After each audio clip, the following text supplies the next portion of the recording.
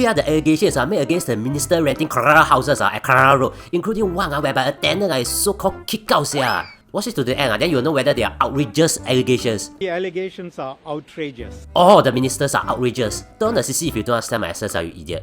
So, unless you are a community cat in Yishun, you know about the You can watch my previous video for a recap about the gist is this. The gist is this. Two ministers were revealed to have rented two houses. Big houses are owned by the government that can be rented by anyone. It became such a saga until the Prime Minister has to ask another minister to review the matter and establish whether proper processes have been followed and if there has been any wrongdoings. Don't know why this became an issue. This is just two rich fellows renting big houses. You know, like Tan Zihui renting a big house, but maybe only don't both maybe only. The government knows that based on previous videos, debating about houses will get the views ma. So after consulting a geek coach on how to use Saga to get YouTube views, FBI, open up!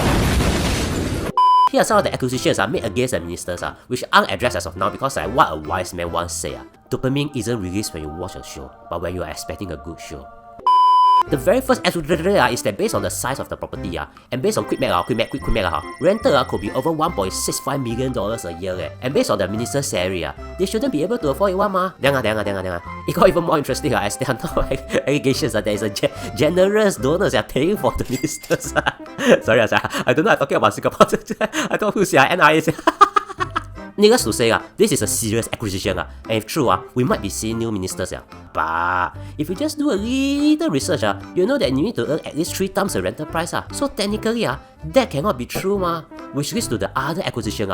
Someone was kicked out for a minister. You see, according to SLA, both the properties were vesting for years before the minister bid for them. But somehow, another acquisition claim that aspect manager used to live in 1 or 2 of the houses, and he or she or it was squeezed out by unreasonable terms by the SLA. So the minister or ministries or whatever can rent them. I got a theory.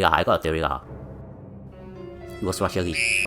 Now, the previous acquisition just say only, but the next 2 acquisitions come with receipts. According to the online citizen, a car park was built beside one of the houses, and it's revealed that during the rental period, SLA is listed as a developer of the car park. Why in another property, the contractor is listed as a developer for renovation work. So the argument is that SLA is paying for the car park or something along that line.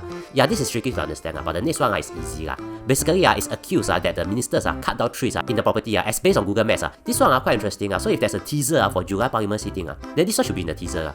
Of course, other than this, there are many that play around the language on the code of conduct and whatnot. Like for example, the ministers are technically the bosses of SLA, so they shouldn't rent. Cause it's like 过来 cannot be for COE because he's the transport minister. Liang Po cannot use pay now because he's the finance minister. Or Daniel cannot fall sick because he's the health minister. Now, of course, there are more questions than answers. Which is why, come July, MCI YouTube channel is going to get the YouTube silver button. If this has been informative, consider subscribing and also watch this video to know more about renting a Colonial house in Singapore. Something you can never afford, you poor losers.